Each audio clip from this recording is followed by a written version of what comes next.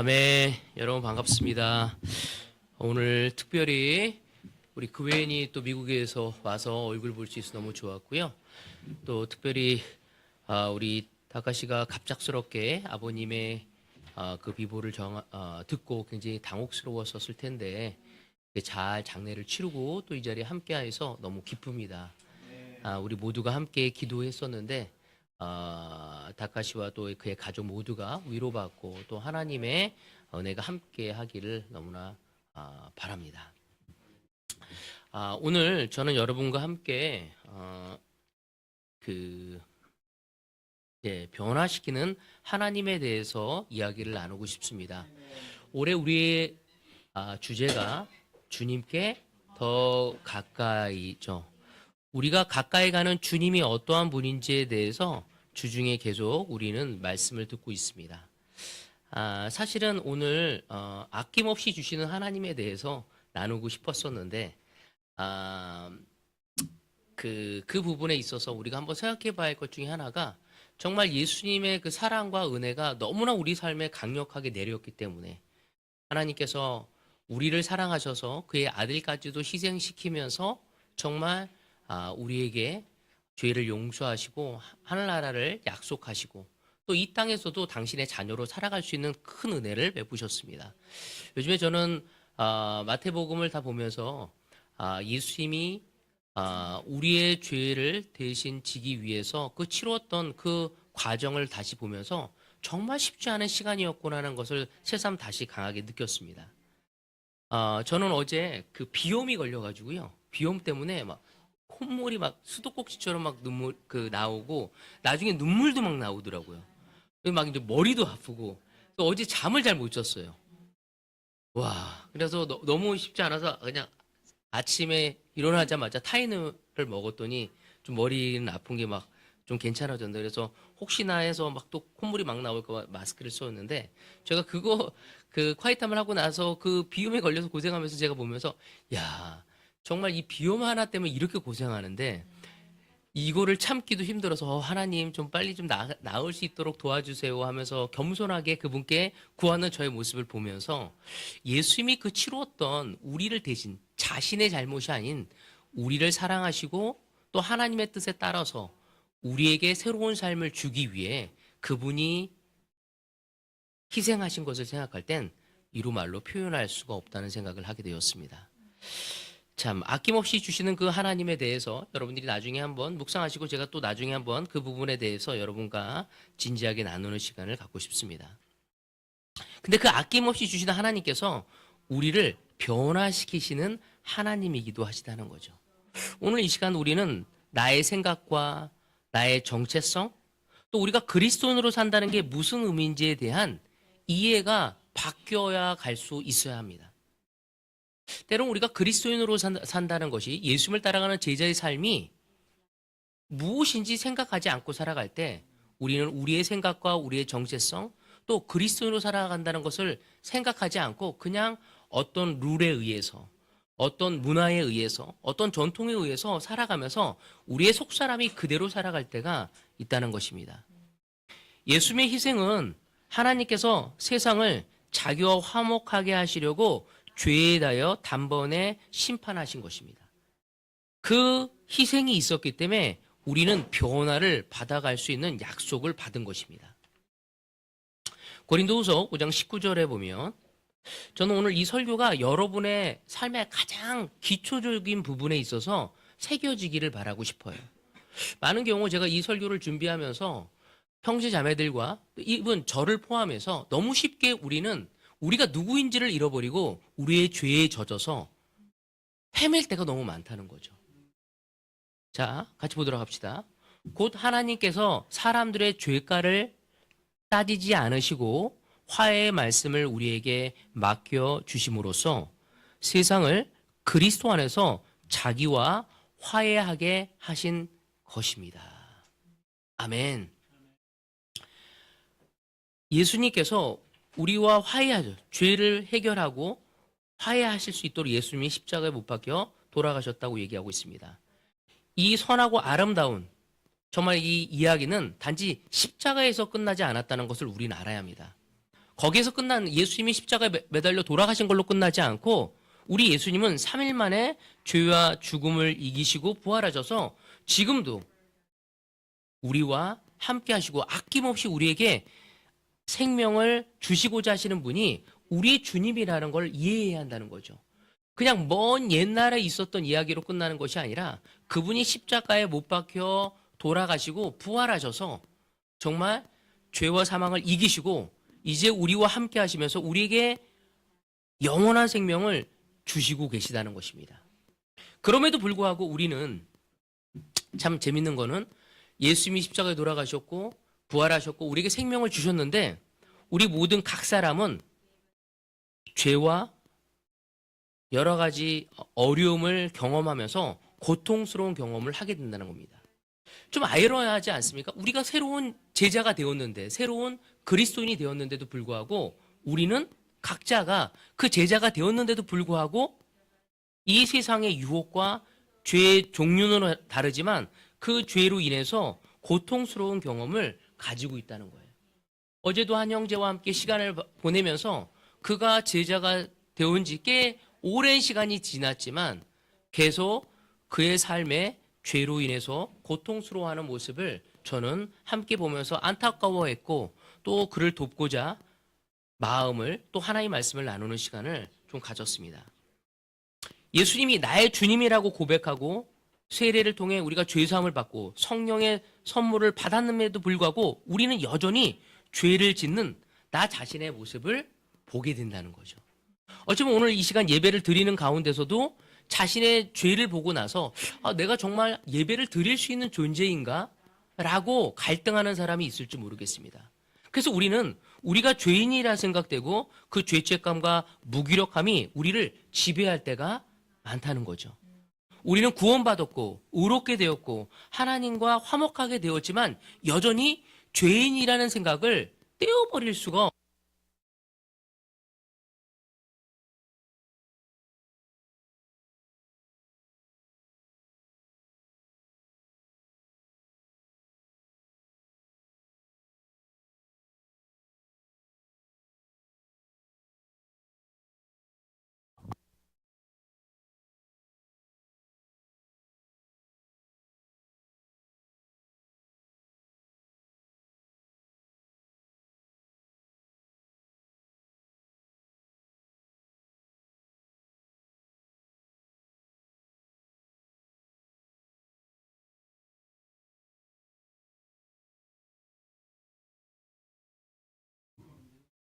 네. 이제 되네요. 예. 우리는 그러한 착각 속에서 살아갈 때가 굉장히 많은데 사실은 자신이 죄인이라고 생각하면서 동시에 우리가 하나님의 중심의 거룩한 삶의 목표를 살아간다는 것은 정말 쉬운 일이 아닙니다. 그렇지 않습니까? 나 자신이 죄인이라고 생각하면서 어떻게 우리가 거룩한 삶을 또 살아갈 수 있겠습니까?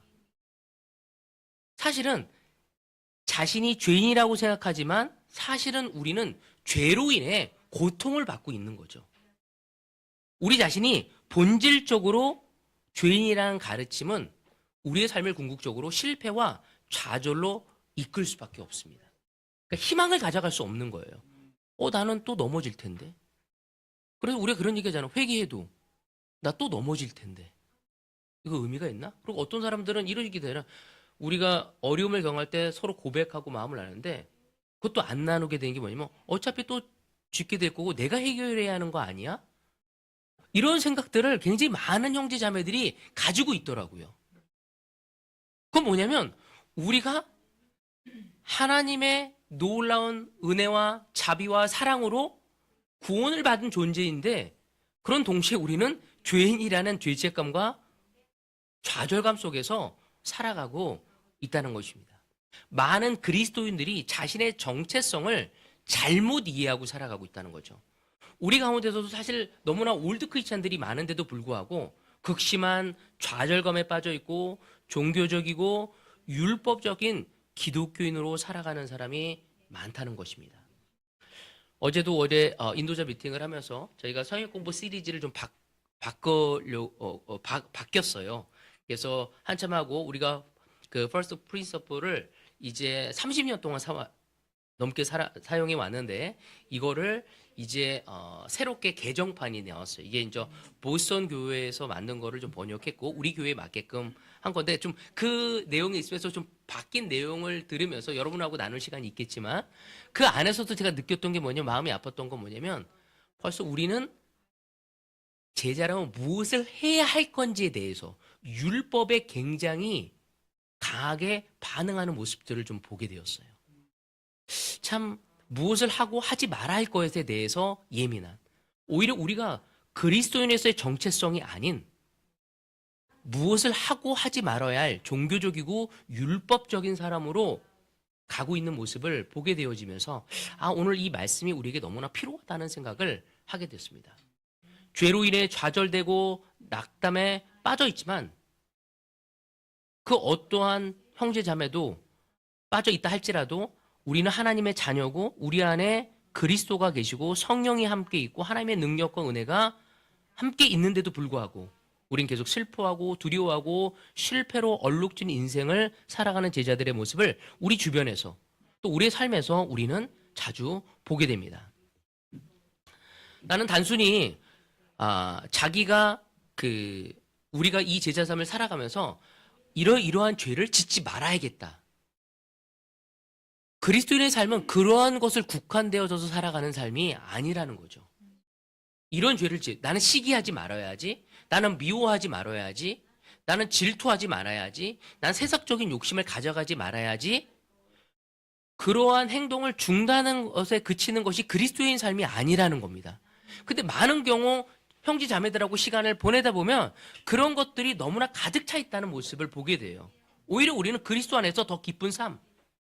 진짜 그리스도인이 되어서 하나님이 우리와 함께 하시면서 우리 안에 내재하면서 주셨던 그 충만함과 따뜻함과 능력과 기쁨을 누리며 살기를 하나님은 우리에게 원하신다는 거죠. 근데 우리는 그 충만함과 따뜻한 능력과 기쁨이 아니라 무엇을 하고 하지 않았는지에 대해서 너무 초점이 가 있는 우리의 삶을 보게 된다는 것입니다. 그래서 오늘 이 말씀이 함께 공부하면서 변화되어지는 시간을 갖기를 저는 바라고 싶습니다. 우리는 죄인이 아니라 누구라고요? 하나님의 자녀, 하나님의 백성이라는 것입니다. 하나님께서 우리를 자신과 화목하게 하셨고 그로 인해서 우리는 그분의 나라를 상속받은 자녀들임을 우리는 알아야 합니다. 하나님이 그토록 바라시는 그 거룩한 백성이 우리의 첫 시작이라는 거죠. 근데 우리가 죄를 짓고 죄로 인해서 고통받는 모습을 통해 하나님의 백성이 아니라 죄인이라는 정체성을 가져갔었을 때 우리는 바르게 이 삶을 살아갈 수 없게 되어진다는 것입니다. 그래서 우리가 이거를 기억해야 돼요. 하나님께 용서받았다는 것과 하나님 나라에서 삶을 허락받았다는 그 삶으로 전환되었다는 걸 알아야죠. 성역 공부를 통해서 세례를 받고 우리가 죄의 용서를 받았다는 것은 그 은혜라는 거죠. 거기서 끝나는 것이 아니라 용서받고 그 다음 단계가 뭐죠? 하나님의 나라에서의 삶을 허락받은 삶을 살아가야 한다는 것입니다. 이 말은 뭐냐면 이제 더 이상 그리스도인들에게는 죄와 사망에 대한 이야기가 아니라 그리스도를 통해서 예수님을 통해서 하나님과 화목하게 되어지는 내용으로 전환되어진다는 거죠. 지금 우리 모든 그리스도인들은 죄의 문제로 싸워야 할 단계가 아니라 하나님과 화목하게 되어지는 단계로 전환되어져야 한다는 겁니다. 근데 우리는 계속 아직도 죄의 용서를 받았는데도 불구하고 죄와 사망에 대해서 연연해 있다는 거죠. 이미 우리는 죄를 용서받았기 때문에 이제 하나님과의 나라의 관계에서 그 누리는 것을 살아가기 위해서 평생 동안 우리는 회개하고 용서를 통해 거룩해져 가는 것을 배워가야 하는 겁니다. 근데 우리는 아주 초보적인 것들에 있으면서 계속 율법적이고 죄를 졌고 안 졌고에 있는 것에 많이 가는 거죠. 그래서 이 시간을 통해서 우리가 인식해야 할 게 뭐냐면 나는 죄인이 아니라는 것을 받아들여야 합니다. 그리고 그리스도 안에 있는 나는 더 이상 내가 짓는 죄로 나의 정체성이 결정되어지지 않는다는 거죠. 근데 때로는 제자들하고 그리스도인들하고 시간을 보내면 그 죄가 자기의 정체성이라고 설명되어지는 사람이 너무 많다는 거죠. 우리는 더 이상 이제 죄인이 아니라 그 죄로 인해서 우리가 죄로 넘어질 수도 있지만 그 죄로 우리가 누구인지가 드러나는 것이 아닙니다. 나는 회복되었고 죄의 문제는 해결되었다는 이런 사고방식을 우리가 바뀌었다는 것을 받아들이고 이해하는 것이 너무 필요하다는 것이죠.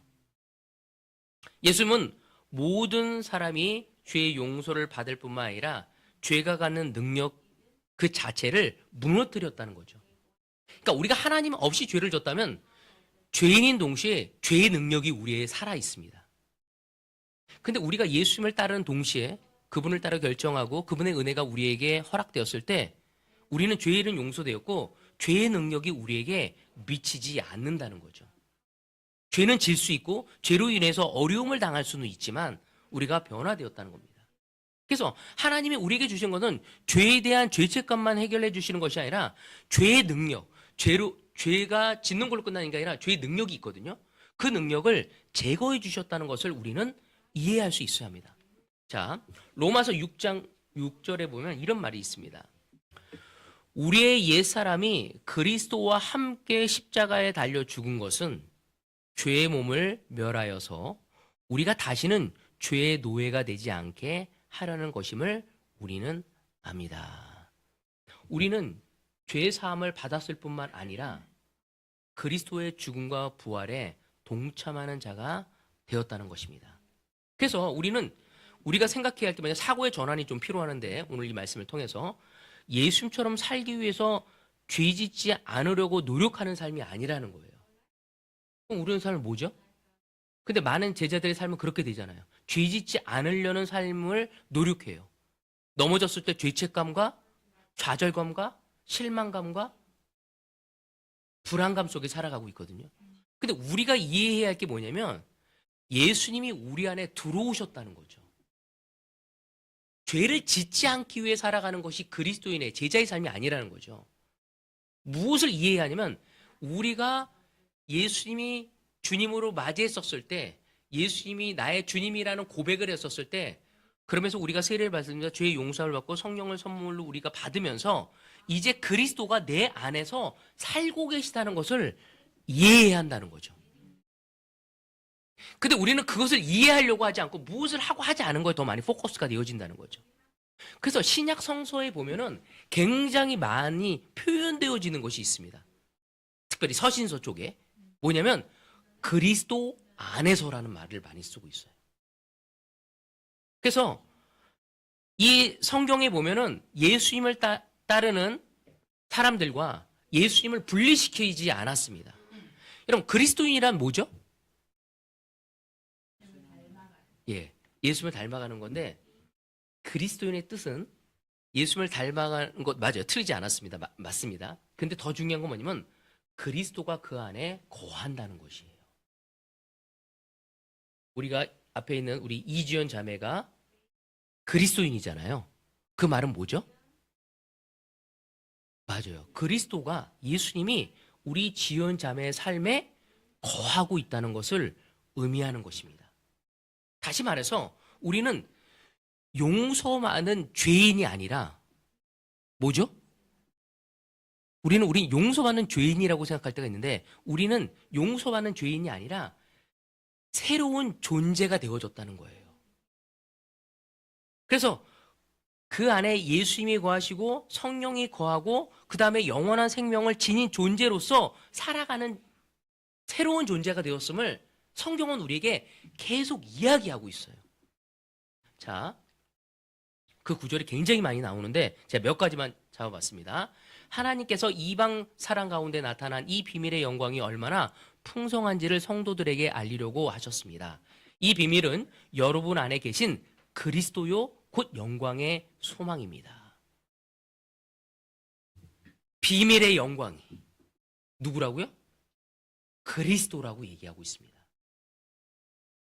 또 여러분은 죄를 지은 것과 육신이 할례를 받지 않은 것 때문에 죽었으나 하나님께서는 여러분을 그리스도와 함께 살리시고 우리의 모든 죄를 용서하여 주셨습니다. 갈라디아서 2장 20절.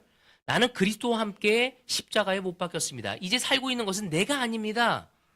그리스도께서 내 안에 살고 계십니다. 성경은 계속적으로 우리 안에 그리스도가 살아계시고 그리스도가 우리의 삶의 비밀이고 그분이 우리의 삶의 영광이라는 것을 이해시키려고 하고 있어요. 로마서 8장 1절에 보면 그러므로 그리스도 예수 안에 있는 사람들은 정죄를 받지 않습니다.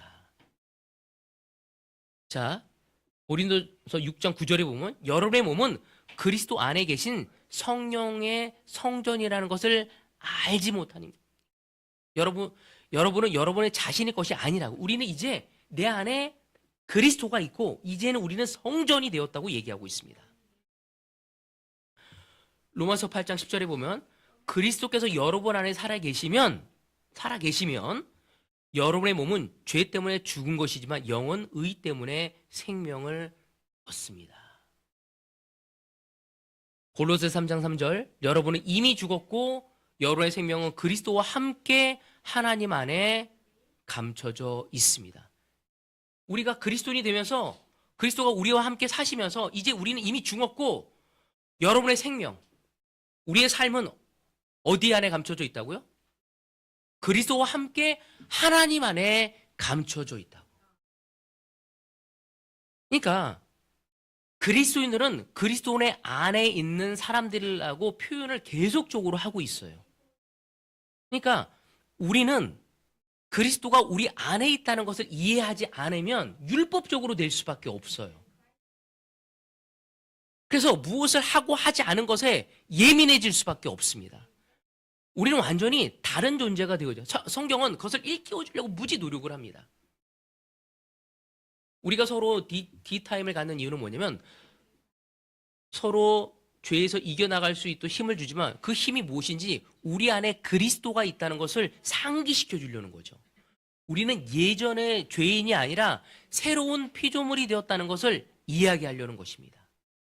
바울은 이것을 일깨워 주려고 했어요. 사도 베드로도 그것을 일깨워 주려고 노력하고 있어요. 서신서를 보면은. 그렇다면 그리스도 안에 있다는 것이 도대체 무슨 의미일까요? 자, 고린도후서 5장 17절에 보면 누구든지 그리스도 안에 있으면 그는 뭐라고요?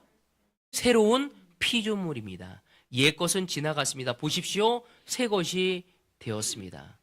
그리스도가 우리 안에 계시다는 것이 그리스도인으로서의 정체성을 찾는 열쇠라는 거죠. 내가 얼마만큼 죄를 짓지 않았고 얼마만큼 무엇을 했는지가 우리의 정체성을 드러내는 것이 아니라 그리스도가 내 안에 있다는 거기서부터 우리의 정체성을 찾아가야 하고 이것을 우리가 이해해 갈 수 있어야 한다는 거죠. 그것이 하나님이 우리를 변화시키는 키예요, 키. 근데 이 세상은 무엇을 하고 안 하는 것을 통해 무엇을 가지고 있고 가지고 있지 않은 것을 통해서 그 사람의 정체성과 그 사람을 평가하기 때문에 그런 사고의 방식으로 우리가 그리스도인의 삶을 살아간다면 우리의 정체성을 찾아갈 수 없게 되어진다는 거죠. 그래서 한 예로 이야기한다면 이게 뭐죠? 예, 애벌레잖아요. 이게 이제 번데기가 되어지고 나중에 뭐가 되죠? 나비가 되어지는 거예요. 여러분, 우리가 한 가지 이해하는 게 뭐냐면 지나간 모습은 사라지고 새로운 모습이 되어진 것처럼 우리도 그리스도는 한때 죄 아래에 지배를 받는 우리였지만 우리는 이제 하나님 안에서 그리스도 안에서 자유함을 얻은 사람이라는 것입니다. 그런데도 많은 사람들은 이것을 잘 모를 때가 있다는 거죠. 마치 제가 우리 틴들한테 설교를 할 때 미운 오리 새끼에 대해서 많이 얘기하거든요. 미운 오리 새끼가 뭐예요?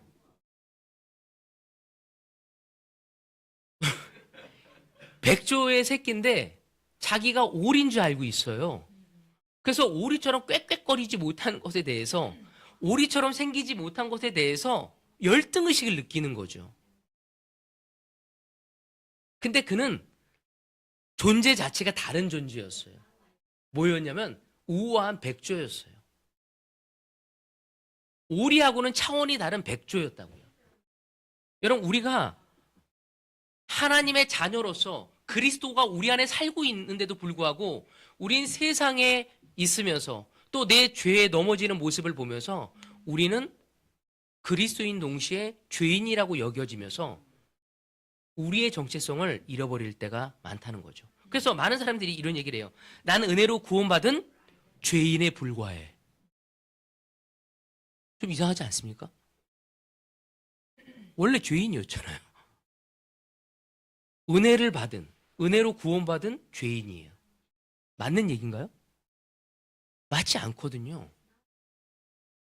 어떤 사람은 이렇게 해요. 나는 그저 날개 달린 애벌레야. 나는 날개 달린 번데기야. 그림에서 보면 알지만 이 애벌레와 나비는 같나요? 완전히 어떻게 됐어요? 변형되어졌거든요. 변화되어졌어요. 우리가 예수 그리스도의 이름으로 세례를 받으면서 우리는 완전히 다른 새로운 피조물이 되어진 거예요. 우리 정미 자매는 세례를 받으면서 어떤 존재가 되었다고요? 완전히 다른 존재가 되었어요. 여러분 그렇게 느끼고 있습니까? 그렇게 받아들이고 있습니까?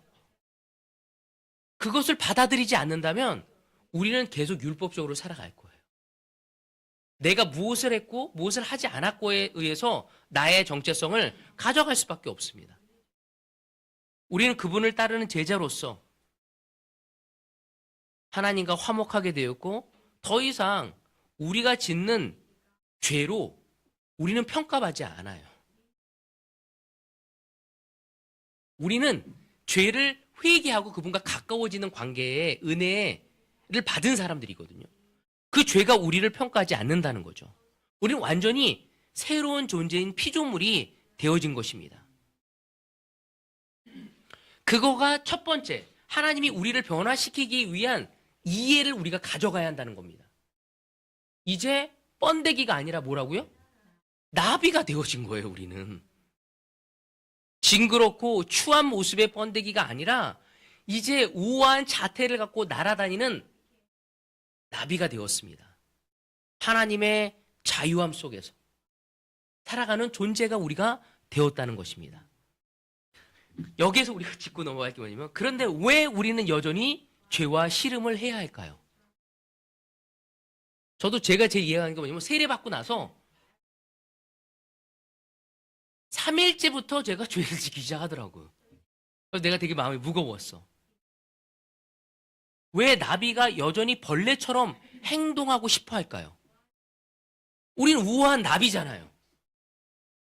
근데 왜 우리는 번데기처럼, 애벌레처럼 징그러운 자태를 숨겨놓은 모습으로 살아가야만 해야 할까요? 그리스도를 통해서 우리는 완전히 새로운 존재가 되었고 새 생명을 받았고 하나님이 예수님을 우리에게 보내서 예수님이 우리의 삶에 거하시는 정체성을 가졌는데도 불구하고 우리는 죄를 지을 수밖에 없고 그 번데기 시절 때, 애벌레 시절 때 그 징그러운 자태를 가지고 다시 죄를 쫓고 있는 우리의 모습을 보면서 우리는 혼란스러울 때가 있습니다. 골로새서 3장 10절에 보면 새 사람을 입으십시오. 이 새 사람은 자기를 창조하신 분의 형상에 따라 끊임없이 새로워져서 참 지식에 이르게 됩니다. 뭐라고 얘기하고 있죠? 이 새 사람은 자기를 창조하신 분의 형상에 따라 끊임없이, 그건 계속적으로 새로워져서 참 지식에 이른다고 얘기하고 있죠. 우리는 그리스도로 새 사람을 입었습니다. 우린 천국의 시민권을 가지고 있고 천국에 가야 할 사람들입니다. 하지만 영적으로 새로운 사람이 되었다 할지라도 우리는 여전히 죄의 찌꺼기가 남아있는 우리의 옛 모습을 입고 살아간다는 것입니다. 우린 여전히 옛 이야기를 간직한 채 옛 추억과 옛 습관을 지니고 있다는 거죠. 우리가 살고 있는 이 세상 또한 하나님의 하나님의 그 진리와는 정반대의 원칙과 원리로 이루어지는 세상이라는 거죠. 이것이 바로 우리가 구원받고 난 다음에도 나비가 되었는데도 불구하고 여전히 죄와 씨름을 하는 이유, 까닭이라는 거죠. 자, 갈라디아서에 바울은 이렇게 설명하고 있습니다. 갈라디아서 5장 17절에 보면 이런 얘기를 하고 있는데, 육체의 욕망은 성령을 거스리고 성령이 바라시는 것은 육체를 거스릅니다. 이 둘이 서로 적대 관계에 있으므로 여러분은 자기가 원하는 일을 할 수 없게 됩니다.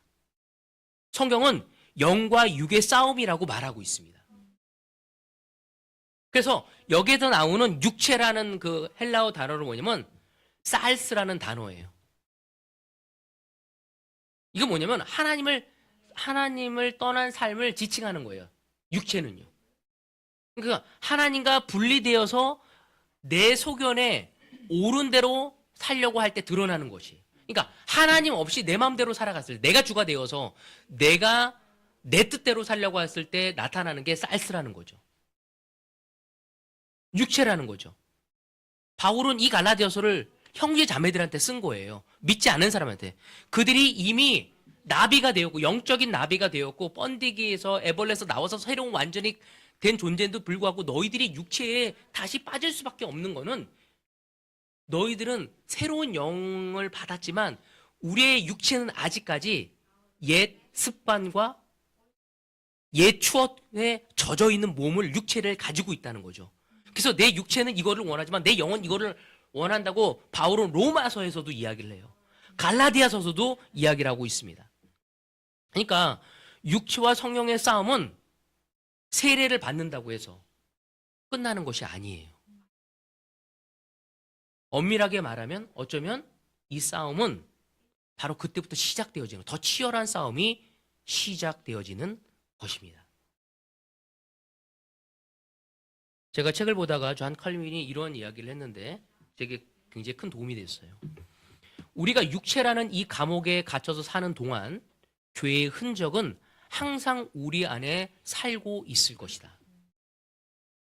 그러나 세례를 통하여 하나님께 주신 약속을 우리가 충분히 붙잡고만 있으면 죄의 흔적은 지배 세력이 되지 못할 것이다.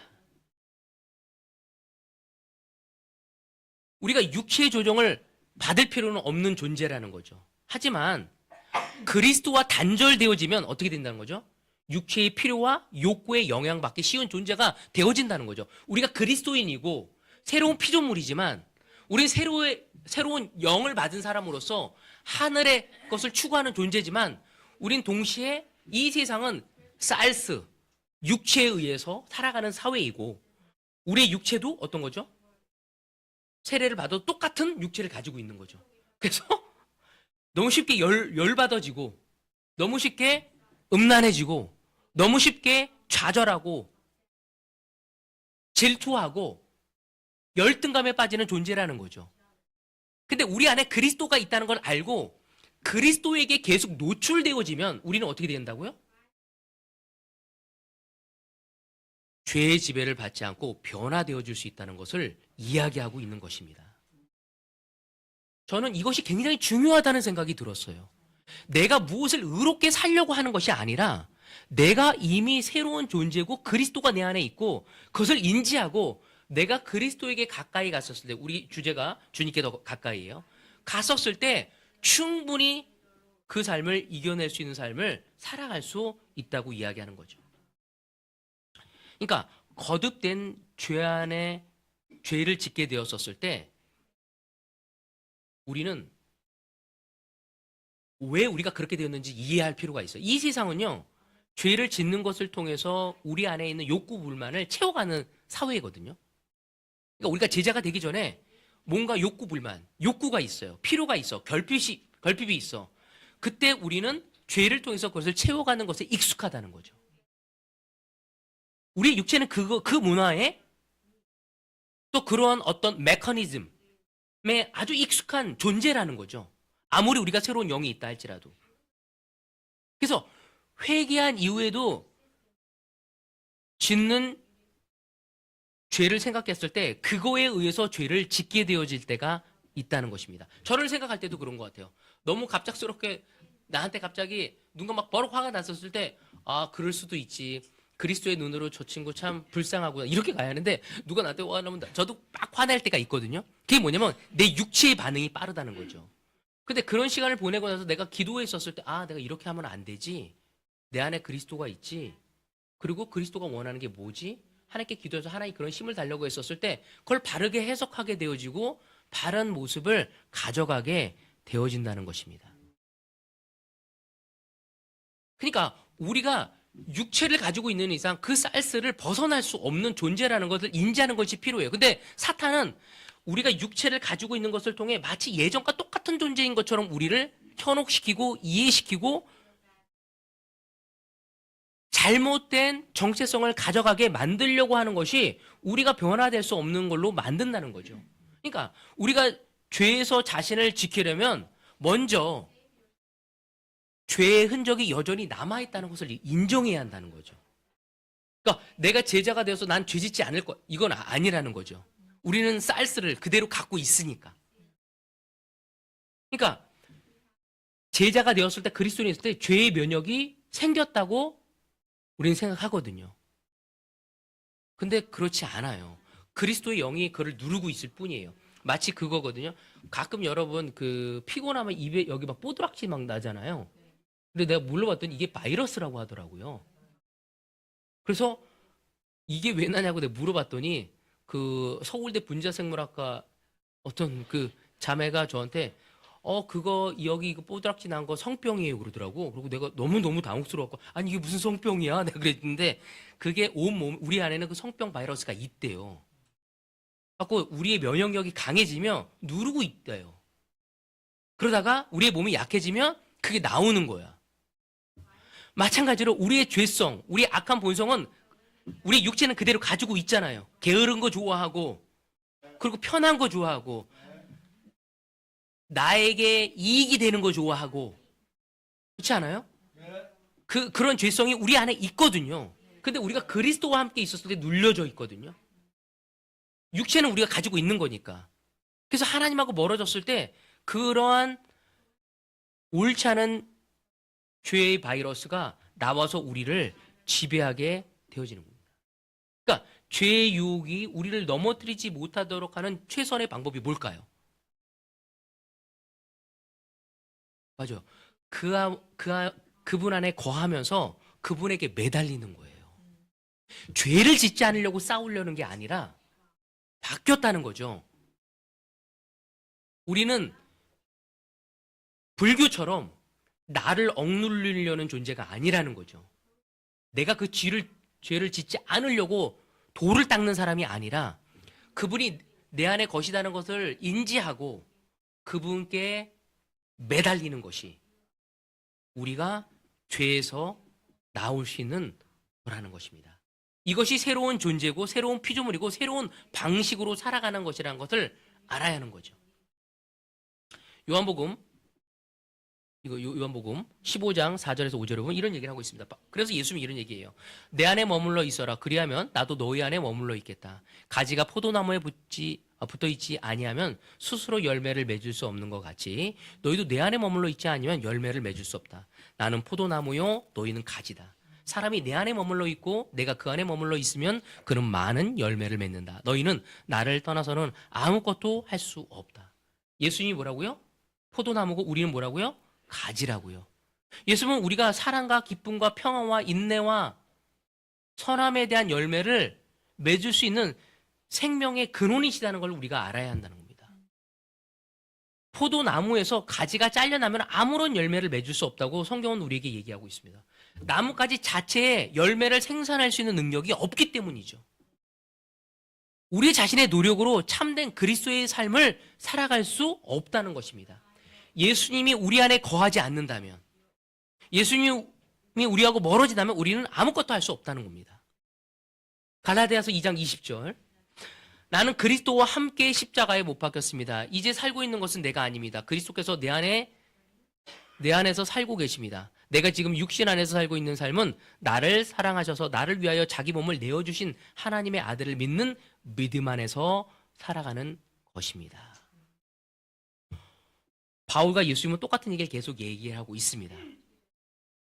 우리가 포도나무에서 가지가 잘려나간다면 생명력을 잃게 되는 것처럼 우리가 그리스도에게서 분리되는 순간 더 이상 그분의 생명이 우리 안에 넘쳐 흐를 수 없다는 겁니다. 그래서 우리가 변화시키는 하나님을 경험하기 위해선 그분에 거하고 내 안에 그분이 거하다는 걸 알고 그분에게 매달리려고 할 때 변화되어 줄 수 있다는 거죠. 우리는 하나님이 아닙니다. 하지만 하나님은 우리에게 새로운 성품을 주셨다고 얘기를 하고 있어요. 베드로후서 1장 4절에 보면 그는 이 영광과 덕을 귀중하고 아주 위대한 약속들을 우리에게 주셨습니다. 그것은 이 약속들로 말미암아 여러분이 세상에서 정욕 때문에 부패하는 사람이 되는 것이 아니라 하나님의 성품에 참여하는 사람이 되게 하시려는 것입니다. 베드로는 이렇게 설명하고 있어요. 하나님의 성품을 참여하는 사람이 되게 하시려고 우리를 부르셨다고. 우리 안에 있는 거하시는 그리스도를 인식하고 그분께 매달려 갔었을 때 우리는 하나님의 성품에 참여하는 사람이 될 거라고 이야기하고 있는 것입니다. 그래서 우리는 그리스도 안에 머무는 것이 중요하다는 것을 우리는 이제 알았어요. 그렇다면 여기서 되게 중요한 게 뭐냐면 우리의 편견과 오해를 깨야 돼요. 우리는 은혜로 구원받은 죄인이 아니라는 거죠. 우리는 이제 우리가 죄 때문에 고통당할 수는 있지만 또 죄로 너무 오늘도 짓고 내일도 질 수 있지만 우린 새로운 피조물이라는 것을 이해합니다. 우리 안에 그리스도가 거하시다는 것을 알아야 한다는 거죠. 그거를 먼저 깨닫고 두 번째 뭐냐면 그 하나님의 말씀에 거하기 위해서 하나님께 더 다가가는 그 훈련이 우리에게 필요하다는 거죠. 하나님의 방법으로 죄를 바라보고 하나님께 매달리는 게 무엇인지를 알아가야 한다는 겁니다. 그래서 예수님은 이런 얘기를 해요. 마태복음 11장 30절에 보면 내 멍에는 편하고 내 집은 가볍다. 예수님은 자기 멍에가 매기 쉽고 가볍다고 말씀하신 거죠.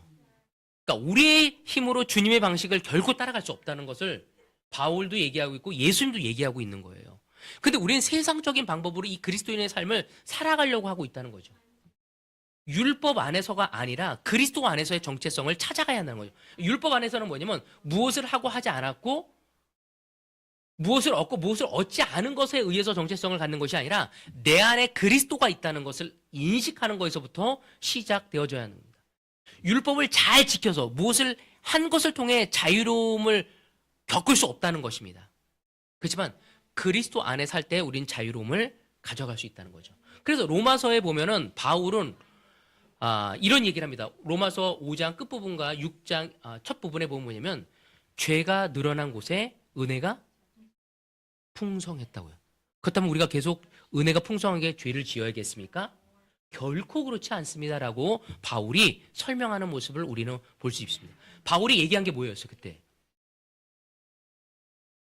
은혜에 거한 사람은 더 그분께 가까이 가려고 한다고.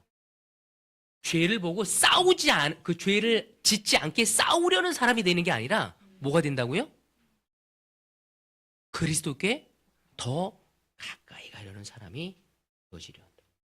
저는 우리 형제자매들이 율법적으로 죄와 싸우는 존재가 아닌 내 안에 그리스도가 있다는 것을 인식하고 내가 새로운 영적 나비가 되었음을 인정하고 그럼에도 불구하고 이 썩어가는 육체를 지고 있고 이 세상은 이 육체의 쾌락을 원리로 지배되는 이 세상에 살아가고 있는 존재임을 우리는 잊지 말아야 한다는 거죠.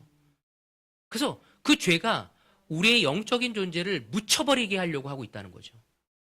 우리는 그거를 우리의 힘으로 싸우는 것이 아니라 하나님을 의지하고 하나님 안에서 이겨나가는 것을 배워나갈 수 있어야 합니다. 내가 누구인가에 근거하여 선택이 내려지는 것이 그러니까 내가 누구인지를 근거해서 선택이 내려져야 한다는 거죠. 내가 누구인지. 근데 내가 내린 선택이 내가 누구인지를 결정하는 것이 아니라는 거죠. 무슨 말인지 이해됩니까?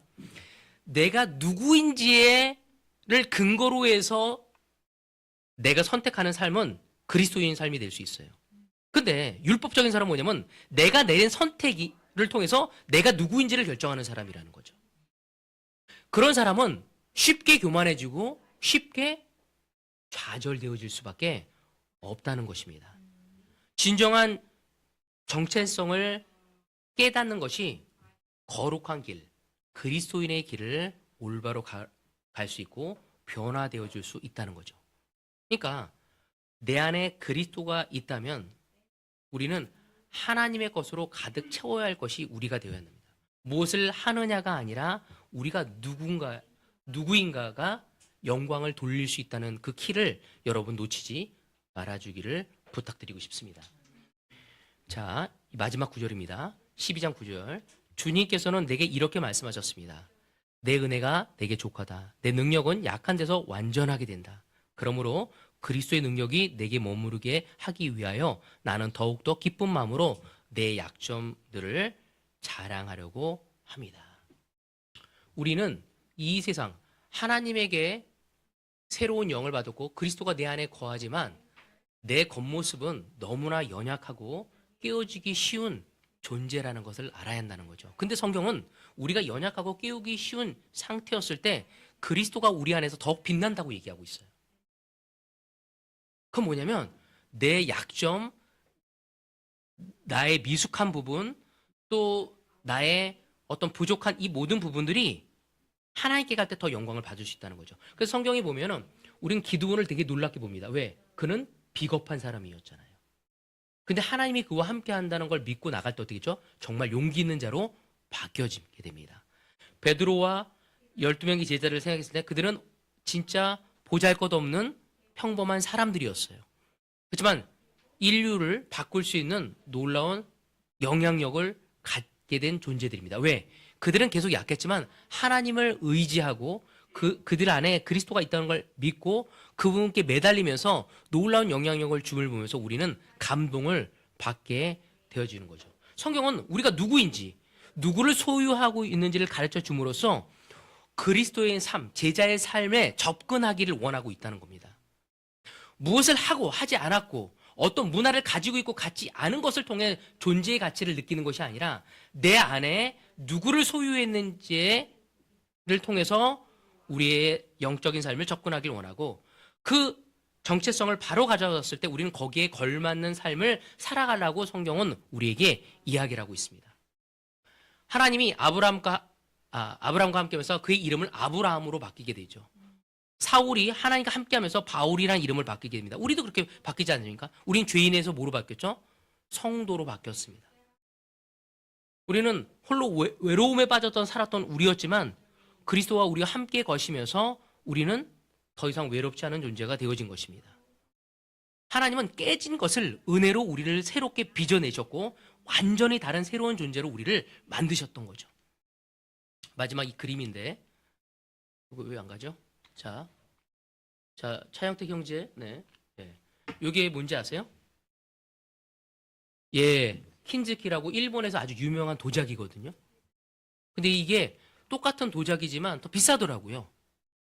뭐냐면 이게 깨지고 나면은 그 밀가루 풀이나 오츠를 입혀서 붙인 다음에 그 선에다가 금가루를 이렇게 칠하더라고요. 여러분, 우리는 그분 안에 하나님의 은혜로 가장 돋보이게 되어진 존재라는 것을 인지해야 합니다. 내가 무엇을 해서 돋보여져지는 것이 아닙니다. 나는 죄인이고 넘어질 수밖에 없고 약할 수밖에 없고 단점 투성이지만 그분의 은혜가 나와 함께 하면서 우리는 새로운 존재, 세상에서 깨지고 세상에서 결핍되어지고 세상에서 보일 수 없는 추한 모습이 그리스도의 은혜가 우리와 함께하면서 영적인 보석으로 덧칠되어져서 아름다운 모습을 갖게 되어진 것이 우리라는 것이죠. 저는 그렇게 변화시켜 주신 그 하나님에게 다가가서 여러분들이 새로운 눈과 새로운 마음으로 여러분의 인생을 설계해 가기를 바라고 싶습니다. 그것이 하나님께 영광을 돌리는 거죠. 그래서 더 이상 우리 안에서 서로 디타임을 하고 콰이타임을 할 때 내 안에 그리스도가 있다는 것을 서로 일깨워주고 말씀으로 일깨움을 받고 그리고 그분께 거할 수 있는 우리가 되어줄 수 있는 여러분이 되어서 그리스도가 끊임없이 새로운 성품에 변화시키는 우리가 되어지기를 바라면서 오늘 말씀을 여기서 마치도록 하겠습니다.